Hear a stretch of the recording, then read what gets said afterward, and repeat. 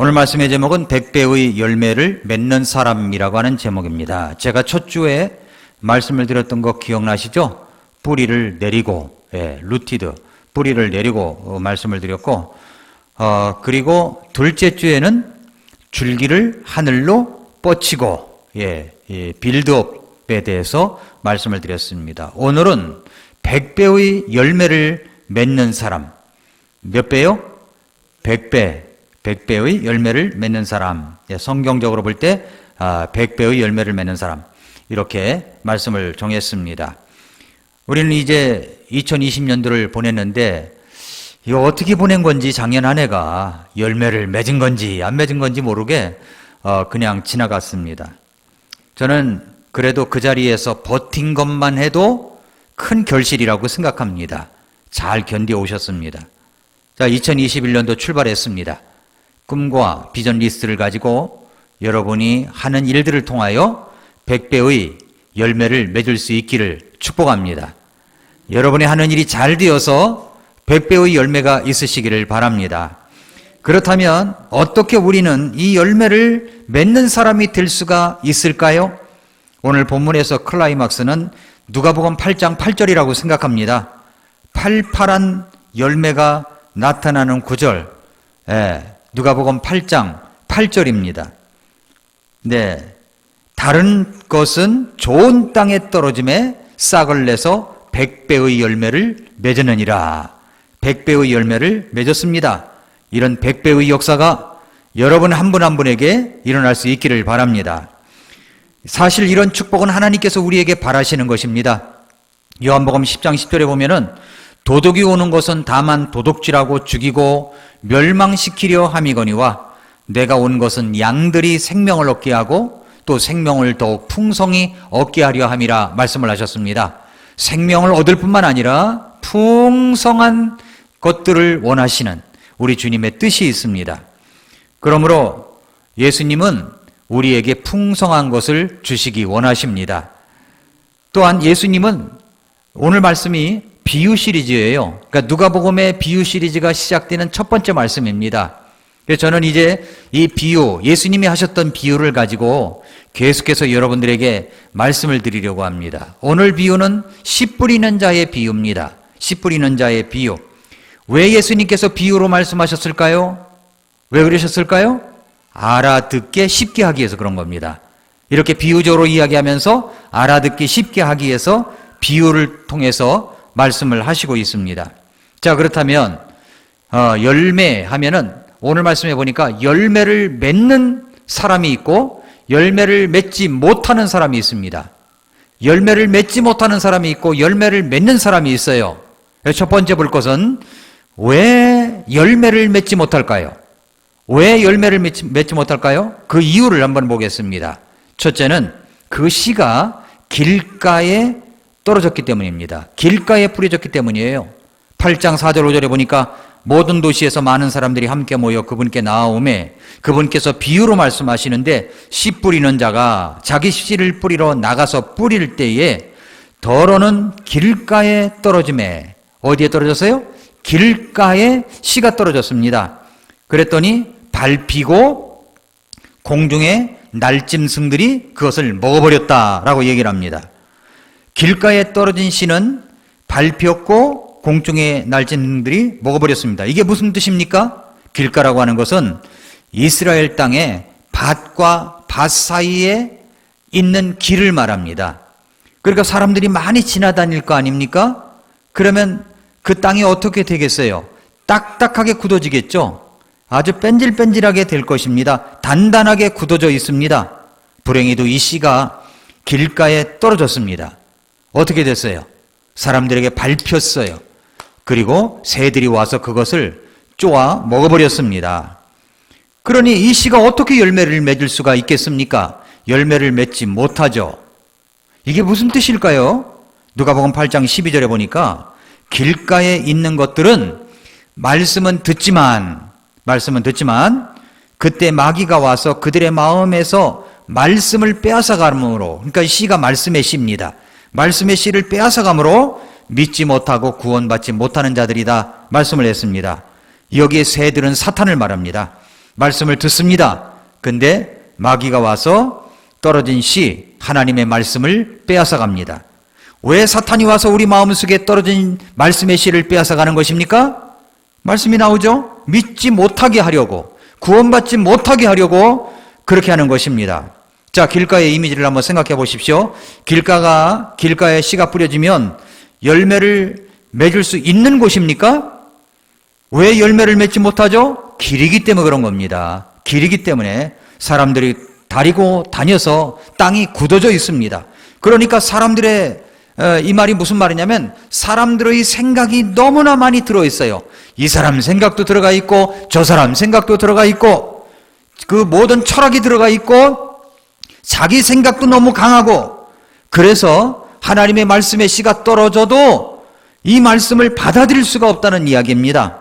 길가에 또 씨가 떨어지자마자 마귀 사탄이 그냥 두는 게 아니라 와서 말씀의 씨를 빼앗아가 버립니다. 마태복음 13장 19절에 보니까 어떤 사람이 왕국의 말씀을 듣고 그것을 깨닫지 못할 때에는 그 사악한 자가 와서 마음속에 뿌려진 것을 채워가나니 이 사람은 곧 길가에 씨를 받은 자다라고 말씀하고 있습니다. 말씀의 씨가 마음속에 떨어졌는데 깨닫지를 못합니다. 깨닫지를 못해요. 그러면 깨닫지 못하는 말씀이 내 마음속에 남아있는 게 아니에요. 남아있는 것이 아니라 사탄이 와서 그 말씀을 빼앗아 갑니다. 그렇다면 저와 여러분도 마찬가지가 아니겠습니까? 말씀은 듣긴 들었는데 깨닫지 못한 채로 예배당 문을 나가게 되면은 어떤 일이 벌어져요? 말씀이 내 마음속에 남아있는 게 아니라 사탄이 와서 쪼아 먹을 수가 있다는 것입니다. 길가에 떨어진 사람들은 이제 밟혀져 있기 때문에 그렇고 사탄이 와서 말씀의 씨를 빼앗아 갑니다. 더 직접적인 원인은 무엇입니까? 사탄 때문에 그런가요? 그럴 수 있어요. 사람들이 밟았기 때문에 그런가요? 그럴 수 있어요. 더 중요한 것은 뭐냐면 길가이기 때문에 그런 겁니다. 길가이기 때문에. 그러지 않아도 사탄은 우는 사자처럼 먹을 것을 찾아 돌아다니다가 씨가 땅속으로 스며들어간 것이 아니라 그대로 있으니까 옳거니 좋거나 하고서 먹어버린 겁니다. 그리고 이제 땅이야 어쩔 수 없지만 여러분, 내 마음밭은 내가 관리하는 것입니다. 예, 내가 허락하지 아니하면 절대 어떤 것도 내 마음속에 들어올 수가 없어요. 내 마음, 내가 관리를 못했기 때문에 그런 것입니다. 이 씨 뿌리는 비유를 말씀을 들으면서 충격을 받았던 사람이 있습니다. 그분은 바로 철로 역정을 쓴 존 버년입니다. 존 버년, 이 철로 역정 책, 제가 다음 주일날 오후에 우리 교회에서 전반기 6개월간 어떤 책을 읽을 것인가 추천도서 6권을 매달 한 권씩 추천을 하는데 그걸 다음 주일날 발표합니다. 그 중에 한 권이 뭐냐면 철로 역정입니다. 그 철로 역정은 어른도 읽을 수 있는 게 있고 어린아이 철로 역정도 있어요. 그래서 골고루 만화도 있고요. 골고루 다 읽을 수 있기 때문에 그 추천하는 그 달은 모두가 철로 역정 이야기로 꽃을 피웠으면 좋겠다고 생각이 듭니다. 그 책을 누가 썼다고요? 존 버년. 근데 존 버년도 교회를 다닌 사람이에요. 근데 교회에 출석하면서도 전혀 믿음을 갖지 못했던 무신론자와 같았던 시기가 있었습니다. 예배를 드리고 출석을 하지만 하나님과 전혀 상관없이 살던 이 사람이 어느 날 성경을 읽어가면서 이런 의문이 생겼어요.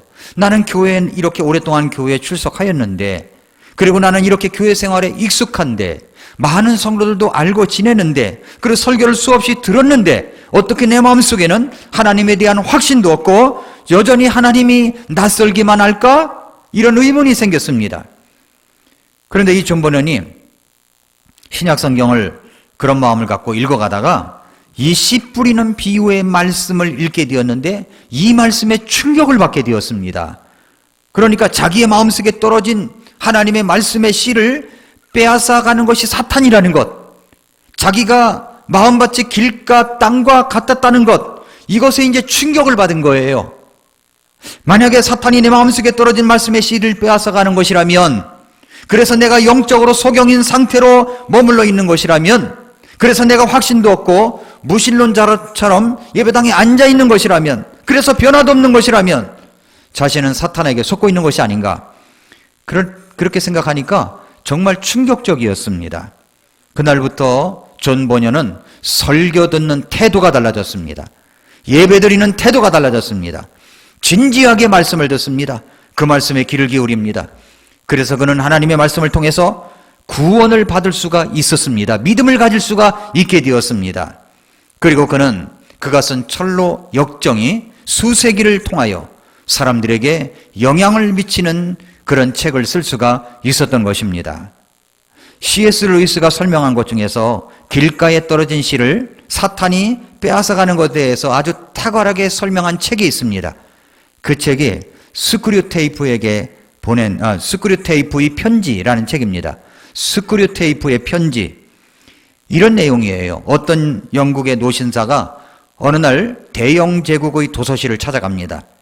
노신사는 일주일에 한 번씩 도서실에 들리는 그 습관적인 태도로 그날도 도서관에 들어갔는데 마침 도서관에서 뽑은 책이 신앙도서였어요. 신앙에 관한 책이었습니다. 노신사 마음속에 갑자기 하나님에 관한 그 생각이 싹트기 시작했습니다. 책을 읽어가면서 하나님, 그분은 정말 어떤 분이실까? 나는 그분과 어떤 관계를 맺어야 될까? 그리고 나는 신앙을 가질 수 있을까? 이런 생각을 가지면서 노신사가 책을 읽고 있는데 그 순간 악마가 다가와서 이렇게 속삭입니다. 점심시간이야. 뭘 그렇게 생각해? 그 순간 이 노신사는 점심을 먹어야 한다는 생각 때문에 방금 하나님에 대해서 신앙에 관해서 생각하려고 했던 것에 마음의 생각을 누르고 식당으로 갑니다. 밥을 먹으면서도 하나님에 관한 생각이 떠나질 않는 거예요. 하나님 과연 어떤 분일까? 나를 사랑하신다는 그 말씀은 무슨 말씀일까? 나는 그분과 어떤 관계를 맺어야 하는가? 이런 생각을 하고 있는데 그 마음속에 사탄이 이렇게 또 말하기 시작합니다. 뭘 그렇게 생각해? 밥 먹을 때는 밥만 먹어. 그런 거예요. 식사가 끝났습니다. 다시 하나님에 관한 생각이 어렴풋이 나오려고 합니다.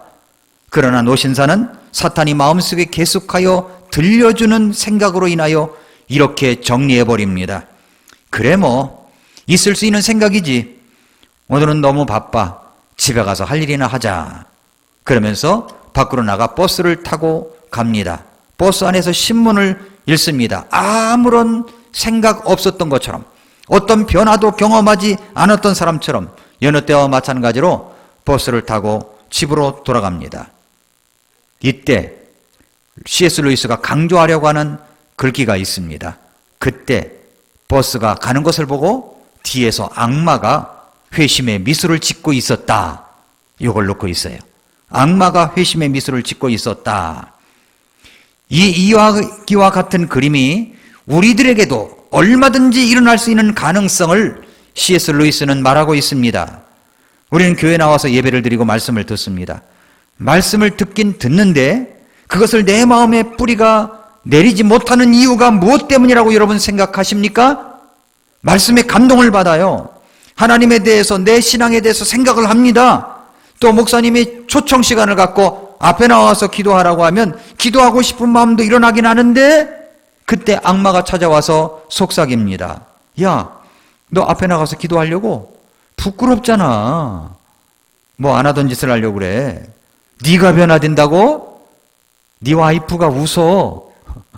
예. 네 아내가 널 보고 비웃어. 이렇게 속삭입니다. 이런 생각을 하다가 예배가 끝나버리고 그리고 나갑니다.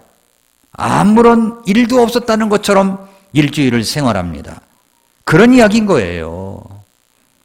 이것이 바로 길가에 떨어진 마음밭의 비극입니다. 왜 열매를 맺지 못할까요?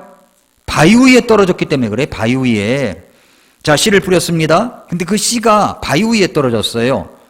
누가복음 8장 6절에 보니까 더러는 바위 위에 떨어짐에 싹을 냈다가 수분이 부족함으로 시들어버렸다고 얘기를 합니다.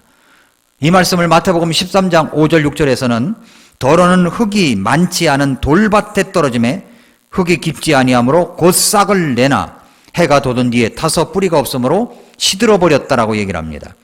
누가복음에는 바위 위, 마태복음에는 흙이 별로 없는 돌밭. 어찌되었든 간에 이 돌밭에 돌 위에 떨어진 것은 틀림이 없습니다. 이 말씀을 예수님께서는 어떻게 해석해 주셨습니까? 누가복음 8장 13절을 보십시오. 바위 위에 있는 것들은 들을 때, 그 씨들이 들을 때에 말씀을 기쁨으로 받아들이지만 뿌리가 없어서 잠시 믿다가 시험의 때에 떨어져 나가는 자들이요 라고 합니다. 시험의 때에 떨어져 나갑니다. 마태복음 13장 20절 21절에 보완한다면 돌밭 속에 씨를 받은 자 곧 그 자는 말씀을 듣고 즉시 기쁨으로 그것을 받아들이나 속에 뿌리가 없어 잠시만 견디는 자니 말씀으로 인하여 환난이나 핍박이 일어나는 때에 그가 곧 실족하리라 라고 말씀합니다. 말씀의 씨가 떨어졌습니다. 말씀을 받았습니다. 내 마음속에 일어나는 감동도 있습니다. 기쁨으로 그것을 받아들여요. 여러분, 말씀을 듣다가 기쁨으로 받아들이는 일이 그렇게 종종 일어납니까, 여러분? 종종 일어나지 않아요. 예, 말씀을 받다가, 이야, 너무 기뻐. 그 말씀 너무 좋아. 이런 적이 얼마나 있습니까? 그런데 말씀을 받다가 기쁨으로 받아들여요. 받아들입니다. 그런데 뿌리를 내리질 못합니다. 왜 뿌리를 내리지 못합니까? 마음이 돌짝밭이기 때문에 그런 겁니다. 돌밭의 특징이 뭐예요? 뿌리를 내리지 못하게 하는 시험들이 무엇입니까? 잠시 잠깐은 말씀의 기쁨을 누립니다. 그러나 그 말씀으로 인하여 죄송합니다. 말씀의 기쁨을 유지하기 위해서 말씀으로 살아가기 위한 노력을 하려고 하니까 환난이 일어나는 겁니다. 환난이. 내가 말씀으로 살아야지 하니까 환난이 일어나요. 핍박이 일어납니다.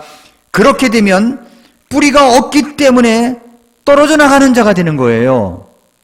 길가에 떨어진 말씀의 씨를 빼앗아 가는 것이 악마, 마귀라면 돌밭에 떨어진 씨를 뿌리 내리지 못하게 하는 마음의 적은 바로 자기 자신입니다. 내 자신이에요. 다른 말로 하면 육신입니다. 육신. 우리의 육신은 나 자신을 더 편하게 하려고 합니다. 편하게 하는 거예요. 나만을 더 축복되게 하려고 합니다. 손해를 보려고 하지 않습니다. 나만 더 형통하게 만드는 것에만 집중하게 합니다. 그러다가 말씀의 씨로 인하여 내가 제대로 살아보려고 하니까 육신이 불편해져요. 육신이 고생을 합니다. 피곤합니다. 그래서 그 말씀의 씨가 진리인지 아닌지는 중요하게 생각하지 않습니다. 오직 내 자신이 편한가 불편한가 이익인가 손해인가를 따져볼 때 조금이라도 내 육신이 불편해지면 마음에 떨어진 말씀의 씨를 꺾어버리는 떨어져 나가는 일이 일어나고 있다는 것입니다. 자, 우리가 신앙을 선택할 때 제일 중요한 것이 뭐냐면 이것이 진리인가 하는 문제에 집중해야 됩니다. 진리인가? 만약에 여러분이 편한가 불편한가 때문에 교회를 나오고 신앙을 선택했다면 잠시는 견딜 수 있지만 여러분 조금 지나면 여러분은 이 자리에 있지도 않게 될 것입니다.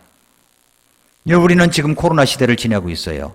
이 코로나가 끝났을 때 각 교회마다 이것으로 인하여 이 시험으로 인하여 떨어져 나가는 사람들 상당히 많을 거예요. 저는 우리 교회도 예외가 아니라고 생각합니다. 왜냐하면 그 신앙이 진리인가 하는 문제에 초점을 두는 것이 아니라 내가 편한가 불편한가에 두고 있기 때문에 그런 겁니다. 알곡과 가라지가 갈라질 수 있는 거예요. 진짜와 가짜가 구별되는 것입니다. 이것이 시험입니다. 시험. 여러분, 우리 이제 코로나 시대에 예배를 드리고 있는데 이제 비대면으로 온라인 예배를 하니까 이것이 익숙해져 버려 가는 거예요. 그러다 보니까 교회에 나와라 그러면 불편한 겁니다. 불편해요. 여러분, 어떤 분이 SNS에 올렸는데 이번 코로나는 좀 이상하다는 거예요. 왜 그러냐 했더니 이상하게 낮에는 괜찮은데 밤 9시가 넘으면 기승을 부린다는 거예요. 식당에서도 밥 먹기 전에는 이 마스크를 쓰니까 끔찍을 못 하는데, 괜찮은데 밥을 먹으면 그 밥을 먹어도 이 코로나가 기승을 부리지 못한다는 거예요. 또 지하철 안에서는 이 코로나가 빽빽하게 사람들이 있어도 전혀 힘을 쓰지 못하는데 예배당 안에서 거리를 두고 앉으면 역사를 한다는 겁니다. 코로나가 아주 이상하다는 거예요. 예?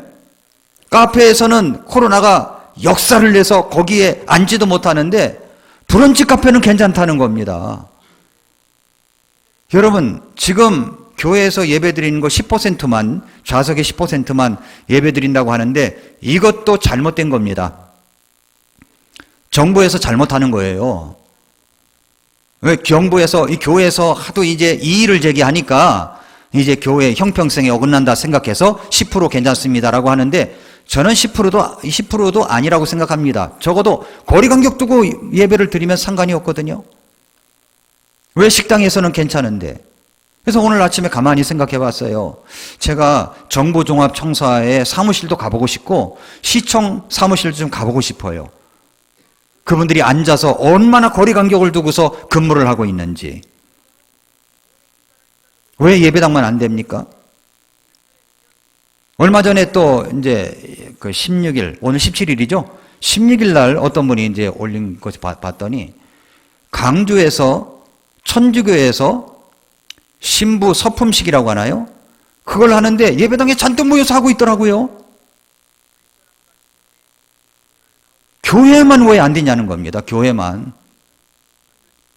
그러니까 이게 정부에서도 이거 다시 해야 되는 겁니다. 다시 해야 되는 거예요. 가만히 있으면 그냥 괜찮은 줄 알고 억압을 하고 이의를 제기하면 10% 괜찮습니다 라고 이야기를 하고. 여러분, 우리가 너무 그래서 비대면으로 해서 이게 익숙하다 보면 이제 비커 속의 개구리가 뜨뜻한 불을 갖다 찌면 그저 따뜻하다 하다가 그렇게 삶아 죽어가듯이 우리의 신앙이 쓰러져 버리는 겁니다. 우리가 편한가 불편한가 이것 때문에 신앙생활 합니까? 아닙니다. 우리는 불편해도 어려워도 핍박이 와도 예배를 피해서는 안 되고 함께 모여야 되는 것입니다. 이제 못 나오시는 분들이 있어요. 제가 이해가 되는 분들이 있어요. 뭐 지병 때문에 그렇기도 하고 기타 사유로 인해서 못 나오는 분들이 있어요. 충분히 저는 이해를 합니다. 그러나 그렇지 않은 분들은 두려움이 더 무서운 거예요. 두려움이. 아무 일 없습니다. 거리 간격 두고 예배를 하면 아무 일 없어요. 만약에 우리 교회가 성도들의 편함만 도모하는 제가 목회를 한다면 저는요 이 올바른 성경인 흠정력 킹제임스 성경을 고집하지 않을 겁니다. 그냥 개혁성경 써버리죠. 그리고 그냥 편한 것이 좋고 그저 세상적으로 한다면은 뭐 CCM 마음대로 부르라고 할 거예요. 그런데 왜 클래식 찬송만 고집합니까? 왜 그래요? 거기 속에 올바른 것이 들어있기 때문에 그런 거예요. 그래서 어떤 사람은 이런 말까지 했습니다. 기독교의 최대의 적은 공산주의가 아니다. 실용주의자다. 그래서요. 실용주의. 그렇습니다. 사람들은 실용주의에 빠져 있어요. 편한가 불편한가에 매달려 있습니다. 그래서 말씀 때문에 하나님의 말씀 때문에 환난이 오고 핍박이 오면 당장에 걷어차버리는 거예요. 실용적이지 않기 때문에 그런 것입니다. 그래서 어떤 목사님이 저에게 그러더라고요. 비대면으로 하니까 요즘은 이제 TV도 크고 이제 또 이게 인터넷과 연결되는가 보죠? 네, 이제 저희 집은 아주 오래된 TV라 안 그렇습니다만은 제 얼굴이 그냥 너무 크게 보이는 거예요. 그러니까 여기 앉으라고 하면 앞자리에 안 앉아도 이게 바로 이제 TV를 보면서 그 앞에 제 얼굴이 뚜렷하게 보이는 겁니다. 그게 깜짝 놀랐어요. 제 얼굴이 크게 보인다고 그래서 오늘 크게 나오겠죠. 그러니까 제가 아는 목사님이 뭐냐면 최 목사님 강단에 올라갈 때 화장을 하고 올라가세요. 화장을. 왜냐하면 화장을 해야 되니까 분장을 하고 올라가라는 거예요. 예, 분장을 한 얼굴은 아닙니다. 좀 점이 있고 못생겨도 용서하시고 여러분 보시기 바랍니다. 아무튼 우리는 실용주의자는 아닙니다.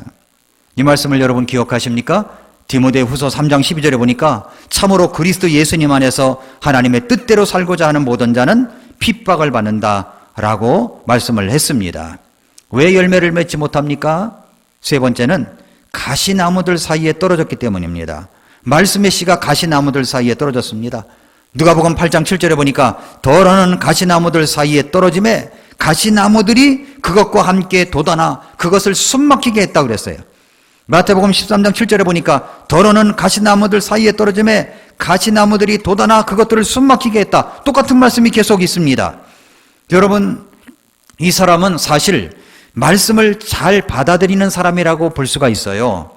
어느 정도 잘하긴 잘했으니까 그렇습니다. 그러나 이 사람의 마음에 떨어진 말씀의 씨가 자라지 못하게 하는 세 가지 요인을 이야기합니다. 그게 뭡니까? 세상의 염려, 재물, 쾌락입니다. 염려. 우리 주님께서 뭐라고 그랬어요? 아무것도 염려하지 말고 해도 그 염려를 절대 포기하지 않는 사람들이 있습니다. 내가 염려해야 마음이 편하거든. 그 희한한 마음이에요. 염려해야 마음이 편해요. 염려하지 말고 오직 모든 기도와 간구로 감사함으로 하나님께 알리라 그랬는데 그렇게 말씀을 해도 사람들은 그 염려를 포기하지 않아요. 염려가 숨을 막히게 하는 겁니다. 말씀이 잘하지 못하도록 숨을 막히게 해요. 또 하나는 뭐냐면 재물입니다. 재물을 포기하지 않으려고 합니다. 신앙생활 하다가도 또 예배드리다가도 말씀을 전하다가도 돈에 대한 이야기를 하면요 벌써 마음을 싹 닫아버려요. 이 돈을 빼앗기는 것처럼 생각합니다. 그래서 지갑을 열지 않으려고 합니다. 이 코로나 시대에 헌금은 교회를 유지하는데 정말 필요한 거예요. 제가 이 앞에 그린이라고 하는 이 카페에 갔습니다. 그날도 이제 앉지를 못하고 사람들이 좀 많이 거기 앉아 있기도 했었는데 지금은 그렇지를 못해요. 그래서 제가 교회에서 커피를 내려 먹을 수 있지만 가서 3잔을 뽑아가지고 3잔을 달라고 했습니다. 그러면서 제가 말했어요. 어려우시죠? 그랬더니 이분이 하는 말이 목사님 교회도 어려우시죠? 그런 거예요. 이 말에 정말 저는 울컥했어요. 내 마음을 알아주는구나 라는 것 때문에 감동이 오더라고요. 감동이. 정말 교회도 어렵습니다. 많은 개척교회들이 문을 닫고 있어요. 그런데 헌금 이야기를 하면 그것 때문에 싫어합니다. 교회당에 와서 이런 분들은 헌금 바구니가 와야 그제서야 마지못해 헌금을 합니다. 여러분, 교회도 시대적 어려움으로 똑같이 어려워요. 성도들도 어렵습니다. 그렇지만 그 가운데서도 이제 우리 교회는 온라인이 이게 좀 자연스럽게 되어 있기 때문에 그렇지 않지만 어떤 교회는 온라인으로 헌금하라고 하니까 어떻게 교회에서 그런 얘기를 할 수 있느냐고 이야기하는 교회도 있다고 한다는 것입니다. 사람들은 정말 재물에 집중되어 있어요. 재물에 욕심을 많으면 여러분 말씀의 기운을 막아버립니다. 또 포기하지 않는 것이 뭐냐면 쾌락입니다. 쾌락. 즐김이에요. 신앙생활 하면서도 동시에 자기만의 쾌락을 즐기는 것을 포기하지 않는 사람들은 말씀의 씨가 떨어져 자라가지 못하도록 기운을 막고 숨 막히게 하는 것과 똑같은 것입니다. 요즘에 이제 TV조선에서 미스 트롯을 내요. 미스 트롯 보셨습니까? 보신 분이 없으시군요. 미스 트롯을 내요. 집에 TV도 없는 분들이 있으니까. 근데 웬 애들이 초등학생들이 그렇게 잘합니까? 전 놀래버렸어요. 완전히 이게 울컥하는 마음도 생기고 어쩜 그렇게 잘하는지를 몰라요. 아이들이. 근데 그것을 보면서 제 노트에다가 이렇게 썼습니다. 우리 아이들에게는 트롯보다는 먼저 찬송을, 동요를 가르쳐야 된다. 맞습니까? 찬송을 먼저 가르쳐야 되고 동요를 먼저 가르쳐야 되는 거예요. 트롯 한다고 좋아하는 게 아니라. 여러분, 정말로 이 세상은 즐김이 있어요. 즐김. 그래서 성경에 보면 마태복음 6장 24절에서 아무도 두 주인을 섬길 수 없나니 이는 그가 한 주인을 미워하고 다른 주인을 사랑하거나 한 주인을 떠받들고 다른 주인을 업신여길 것이기 때문이라. 너희가 하나님과 만몬을 겸하여 섬길 수 없다고 말씀했습니다. 세상에 있는 것들은 다 하나님께로 온 것이 아니라고 그랬어요. 육신의 정욕과 안목의 정욕과 인생의 자랑은 아버지에게서 오는 것이 아닙니다. 세상도 정욕도 사라지지만 하나님의 뜻을 행하는 자는 영원토록 거한다고 말씀을 했습니다.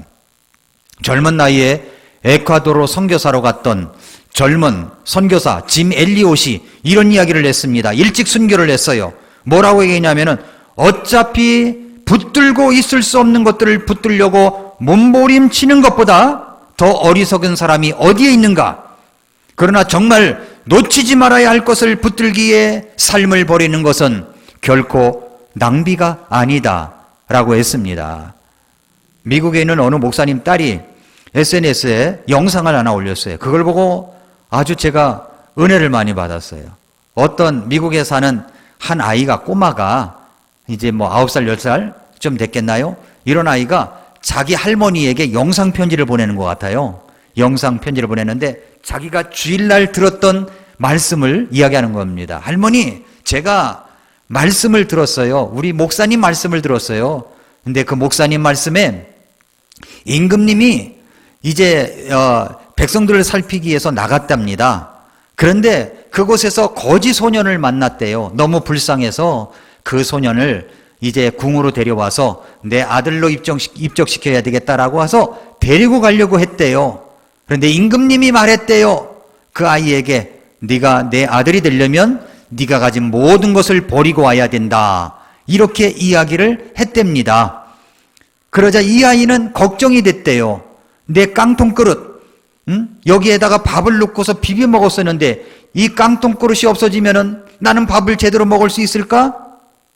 내가 덮고 있는 이불, 누더기 같은 이불, 이것이 없으면 내가 잠을 편하게 잘 수 있을까? 내 수저, 이것을 버리면은 나는 밥을 먹을 수 있을까? 그래서 이 아이는 임금님에게 이야기했답니다. 임금님, 이것을 꼭 버려야 되나요? 그렇단다. 네가 그것을 버리지 아니하면 궁에 들어올 수 없단다. 이런 이야기예요. 오, 마음에 감동이 된 거예요.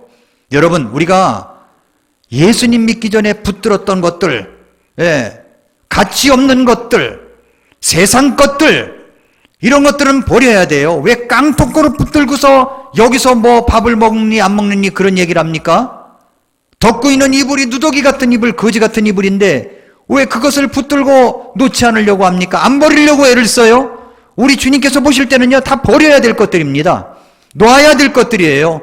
근데 그걸 붙들고 있다는 겁니다. 이런 것들이 뭐예요? 말씀의 기운을 막아버린다는 겁니다. 종합해보면 이런 말씀이에요. 말씀을 이제 들어야 됩니다. 말씀을 들어야 돼요. 자, 어떻게 우리는 왜 열매를 100배나 맺을 수 있을까요? 왜 열매를 100배나 맺었을까요? 왜 그랬을까요? 좋은 땅에 떨어졌기 때문에 그렇죠. 어떤 땅이어야 씨가 맺을 수 있다고요? 좋은 땅. 좋은 땅이어야 됩니다. 누가복음 8장 8절. 이 팔팔한 8장 8절. 다른 것은 좋은 땅에 떨어짐에 싹을 내서 100배의 열매를 맺었느니라. 그러면서 예수님께서 이 말씀을 마치시고서 뭐라고 외치셨냐면, 여기서 외치시되 그랬습니다. 말씀하시고 외치시되 외쳤어요. 뭐라고 외쳤냐면은 들을 끼는 자는 들을지어다 외쳤다는 겁니다. 알아들으란 말이죠. 알아들으란 말이에요. 이게 무슨 뜻입니까? 8장 15절을 가보세요. 8장 15절에 가보면 좋은 땅에 있는 것은 말씀을 듣고 정직하고 선한 마음 속에 그것을 간직하여 인내로 열매를 내는 자들이니라. 그냥 열매를 내는 게 아니에요. 과정이 있습니다. 과정이. 듣고 먼저 들어야 돼요. 듣고 말씀을 들어야 됩니다. 여러분 말씀을 듣고 있습니까? 우리의 뇌에 들은 말씀이 각인이 되어야 됩니다. 뇌가 좋아지는 비결은 두 가지래요. 하나는 독서고 또 하나는 운동이랍니다. 운동하시는 뇌라는 책도 있지 않습니까?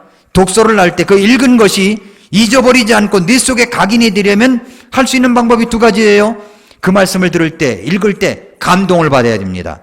또 하나는 뭐냐면 반복하여 읽으면 오래 기억에 남습니다. 말씀을 들어야 돼요. 듣고 그 다음에 말씀을 깨달아야 돼요. 다른 성경에 보니까 깨닫다라는 말씀이 있습니다. 그 깨닫다라는 말 속에는 정직하고 선한 마음 속에, 그랬어요.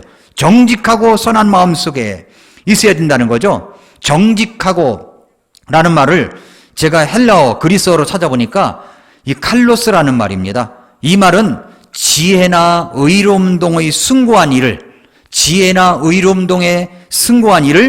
획득하는 일에 열심인 태도를 묘사하는 말이에요. 내 지혜를 가져야 되겠다.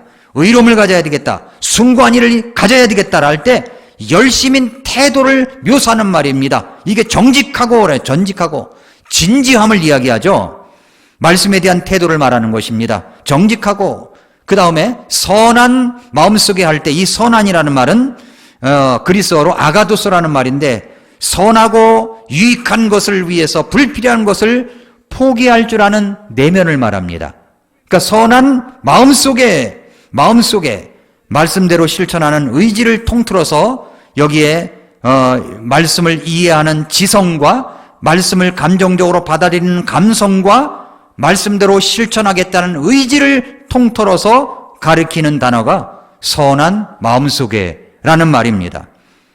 자, 여러분이 어떤 사람이 책을 읽은 후에 들은 후에 잘 잊어버리잖아요. 다 잊어버립니다. 정상적으로. 1시간 후면 50%를 잃어버리고 하루가 지나면 70%를 잃어버리고 잊어버리고 한 달이 지나면 80%를 잊어버립니다. 하루가 지나면 열에 7은 잊어버려요. 잊어버리지 않도록 뇌에 각인을 해야 됩니다. 그러기 위해서 필요한 게 뭐예요? 말씀을 간직해야 된다는 겁니다. 말씀을 간직하여, 여기 그랬죠? 말씀을 듣고 정직하고 선한 마음속에 그것을 간직하여, 이것을 영어 성경에 보니까 keep이라고 되어 있더라고요. keep. 네, 말씀을 keep. 지키라는 말이에요. 간직하라는 말입니다. 말씀을 간직하기 위해서 필요한 게 뭐냐? 그 다음에 뭐라고 그랬어요? 인내로 그랬어요. 인내로. 인내가 있어야 되죠. 인내. 인내라는 말을 또 그리스어로 찾아보니까 히포모네라는 말인데 이 말은 뭐뭐 아래서 버티는 것. 힘들고 어려운 일이 있어도 미래에 이루어질 소망을 생각하면서 자신의 자리를 견고하고 참을성 있게 지키는 것, 킵하는 것, 그것을 두고 이야기하는 겁니다. 그렇게 우리는 우리들의 마음을 관리를 할 줄 알아야 됩니다. 그래서 열매를 맺게 되는 거죠. 열매를 맺지 못하게 하는 3가지 요소가 있다고 그랬죠? 첫째는 악마 마귀예요. 둘째는 자기 자신입니다. 세 번째는 세상입니다. 재물, 염려, 쾌락입니다. 여러분, 시인 헨리 워즈워드 롱펠로는 이렇게 말했습니다. 저 사과나무의 목표는 해마다 작은 가지를 새로 내는 것이다. 내 계획도 그렇다. 라고 했어요. 자신의 성장을 사과나무에 비유한 거죠. 스페인 출신의 위대한 첼로의 성자 파블로 카잘스는 세상을 떠나기 직전에 바우의 무반주 첼로 모음곡을 연습하면서 연습을 게을리하지 않은 것으로 유명한 사람입니다. 젊은 기자가 파블로 카잘스에게 물었습니다. 선생님은 현재 역대 최고의 첼리스트라는 칭송을 받고 있습니다. 그런데 왜 95살의 나이에도 하루에 6시간씩 연습을 하는 것입니까? 카잘스의 대답이 인상적입니다. 연습을 하고 나면 내 실력이 조금 나아진다는 것을 느끼기 때문입니다. 라고 했어요. 그 노년에도 연습을 게을리하지 않았습니다. 여러분, 우리도 그렇습니다. 우리가 죽는 날까지 우리 성장은 계속돼야 됩니다. 성장에 대한 자세가 바르게 되어 있다면 우리는 계속 성장하게 될 것입니다. 여러분은 말씀에 대한 태도가 어떻습니까? 기도하겠습니다.